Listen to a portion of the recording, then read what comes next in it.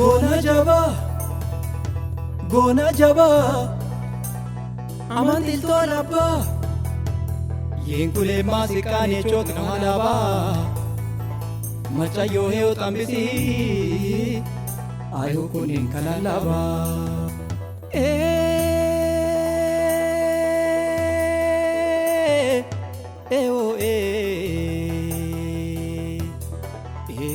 ane hakabi won talab ulun timalab አቡላ ተባባላለው ያለበል ማከበር ስራ አስኪያጅ ነኝ። ይሄ ስቴዲየም እንግዲህ ኢትዮጵያ ውስጥ ካሉ ስቴዲየሞች በኔ ግምገማ በሶስት ነገሮች ይለያያል ብዬ ነው። አንደኛው በፋይናንስ ምንጩ ይለያያል፣ ሁለተኛ ደግሞ በግንባታ ሂደቱ ይለያያል፣ በአላማውም ይለያያል። አብዛኛው ጊዜ ያው ኢትዮጵያ ውስጥ የተገነቡ ስቴዲየሞች በመንግስት በጀት በመንግስት ካዝና የፌደራል መንግስት የሆነ በድጎማ ወይ በፊፋ በመናም የተገነቡ ናቸው ብናቃቸው ማለት ነው። የፌደራል የትኛውም ኢትዮጵያ ላይ የሚገነቡ ስቴዲየሞች በመንግስት አቅም የተገነቡ ናቸው። ይሄ ከሊስትሮ ጀምሮ ሊስትሮ ጫማ ከጠረገው ቡና ሻጯ ቡና ከሸጠችው ላይ ቀንሳ አርሶ አደሩ የሚያርሰውን በሬ አምጥቶ ሰጥቶ የመንግስት ሰራተኛው ደሞዙን አውጥቶ ሰጥቶ ዲያስፖራው እዛ ካለበት ቦታ ገንዘብ አዋጥቶ የገነባው ስቴዲየም ነው፣ እየገነባው ያለ ስቴዲየም ነው። ያ አንዱ ለየት የሚያደርገው ነው። ሁለተኛው ደግሞ የግንባታ አላማውም ራሱ የኛ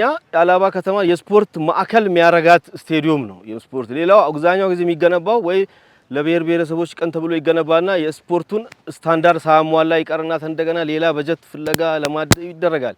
እኛ ግን በእያንዳንዱ ስቴፕ ይሄው አሁን ከታች ነው የተጀመረው። የመጀመሪያ ስቴፑን ለኳስ የሚመጥን ሜዳ መሆኑ ዛሬ በፊፋ እያረጋገጥን ያለ ነው። ቀጣይ ደግሞ የመሮጫውን እናረጋግጣለን። ቀጣይ ደግሞ መቀመጫውን እናረጋግጣለን። እንዲህ ያለ ለህዝቡ ውጤት እያሳየው ከዚህ የሚሰበሰብ ገንዘብ ስለሆነ ውጤት እያሳየን መሄድ ስላለብን አንድ ውጤት ነው። ብዙ ብር ነው ቃል የተገባው። ከዛ ውስጥ ወደ 40% የሚሆን ነው የተሰበሰበው።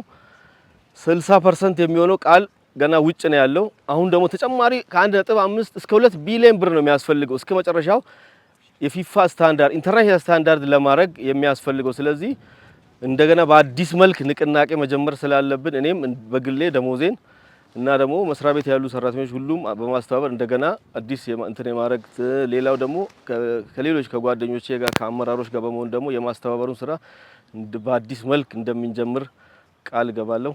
አመሰግናለሁ።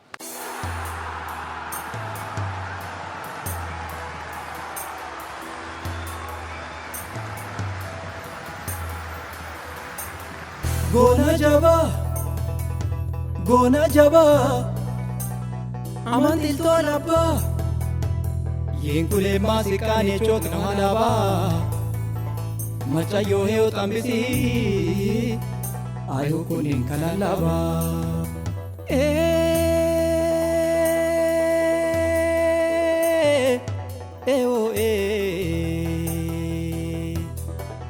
ane hakabi won talab ulun timalab